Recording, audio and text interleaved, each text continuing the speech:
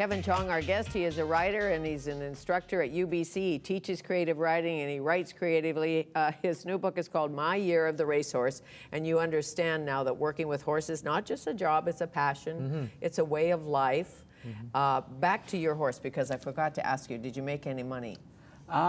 She made some money, and I think she made 20 grand the year that I owned her, which was really great, and for a horse of her level. But at the same time, I loved the sport so much that the money I did make, I sort of reinvested back in the horse, and at some point the horse was claimed, and then I had money from the horse being claimed, and I reinvested that money into another horse last year, but that horse hurt himself before he actually ran, so it was all sort of washed away. Sure, but back to the claiming race, like you have to put a horse in a claiming race or not. How does that work? Basically, 90% of the races are known as claiming races. The Kentucky Derby is something called a stakes race, but most races are much humbler than that. In those races, you enter a horse for a set fee, and up till maybe like half an hour before the race starts, those horses are for sale. And the idea is to keep horses of equivalent value running together. So if you had a $100,000 horse, you might win in a race against $5,000 horses, but your horse would be claimed for $5,000. So you want the races to be competitive, and you want your horse to be racing against horses that are of similar caliber. But people can claim your horse and take it away. Yeah, and you can claim the horse back. And you go back to the barn and cry, or claim the horse back. Claim the horse back, but they keep the horse in something called a jail term, which means that it gets bumped up to the higher price tag for about a month. As a way of sort of just preventing the horses from being passed back and forth endlessly. How many great characters did you meet? Lots. So many interesting people, and sadly, people who are now dead. I interviewed an 80-year-old hot walker who would do one-arm push-ups and spoke to his dead wife from beyond the grave. You know, I talked to a real horse racing legend, Sid Martin, who had a horse finish third in the Kentucky Derby in the 70s, and he's gone now. He died last fall, you know, and it's. And that was when I talked to him. That ended up being his last season as a trainer, because he retired the next year, and then he died the year after that. You know, so and these are all people who are really colorful and strange and smart. Sure, and I know when you talked to him, Sid Martin. Yes. He said they don't write about us anymore, really, because he has this, or had this, probably still around, that magnificent scrapbook of all the clippings and boxes the old and days boxes. at Hastings. Yeah, but Sid was a jockey at Long Acres, and I think somewhere in Richmond too, at Lansdowne. And so he had all these photos from the 40s, and there were all these photos, really glamorous shots of him in a winner's circle with these women with finger weave hairdos, and all these old clippings. One time he won 5 races in a day. He had 5 mounts, and then later on he became too heavy to be a jockey, and so he ended up training. And in those photos he had this sort of really old school glamour. He'd wear like a black suit and a black tie. If you go to Hastings now, you won't see any trainer in a black suit and a black tie. And he was always smoking. He made it to I think 81 or 82, and he was a lifelong smoker. Back to your betting. I'm sure you bet on your own horse, or do you? That was great. I think as an owner, you are only allowed to bet on your own horse in a race.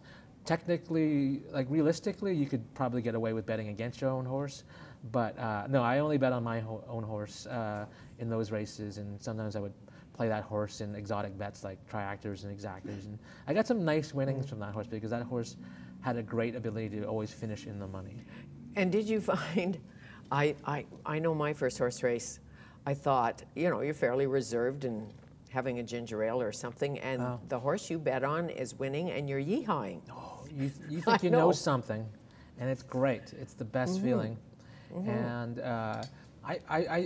I'm not really patient enough to buy the form the day before and sit down and study the races. So basically I try to have a very simple system where I try to bet on horses that like to run up front, speed horses, because at least you're cheering at the beginning instead of up front. You know, Well, they this is fade true. at the end. That's the problem. Well, if you don't know anything, you bet the color of the jockey silks or something. Or the name of the horse. The name of the horse, and a lot of people who do that sometimes get a real long shot victory, and that can be a lot of fun. Well, Mocha, your horse, somebody said, probably Randy, your trainer, said she likes me near the front where she's happy. Yeah. And how does the trainer know the horse is happy? Oh, a trainer spends a lot of time with the horse, more than an owner, definitely, more than a jockey, definitely. And so their job is to understand the horse, understand their temperament and their running style. And I think Randy, she spent a lot of time trying to keep the horse rating, which means someone who's not quite at the front, not a rabbit right up front, but somewhere second or third for most of the race, and then sort of make a move near the end. What about random testing at the track? Obviously goes on. Drug testing, the milkshake test. What's the milkshake test? Oh, I forget exactly Something what about, it is. Sodium. It's baking soda for some, I don't know if this is true, but it was that you could give the horse baking soda for fatigue or something like that. It's called the milkshake test. Yeah. I mean, at one point, Blackie gets the milkshake test. And yeah, there are different ways I think you can cheat at the track, and that's one of them.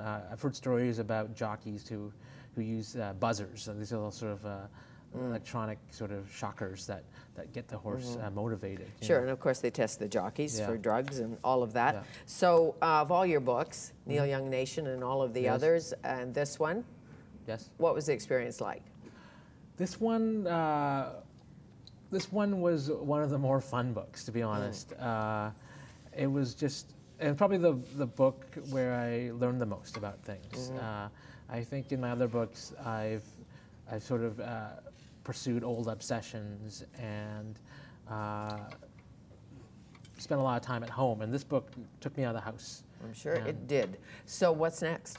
What's next? I'm still thinking about it. I'm toying around this old family history that involves a great uncle of mine who once lived in an ashram with Mahatma Gandhi in the 1930s, and that's something I want to write about, but I don't know exactly how I'm going to write about it. You have to. Yeah. Old uncle lives with Mahatma Gandhi. In an ashram. I think he cleaned his latrines for a long time, and but he wrote a memoir about it, and that was translated 30 years ago, and that's something that's I'm still kicking Perhaps around. next on the bucket list. Yes. Nice to see you again. Thank you, Fanny. Thank you. Kevin Chong, My Year of the Racehorse, Falling in Love with the Sport of Kings.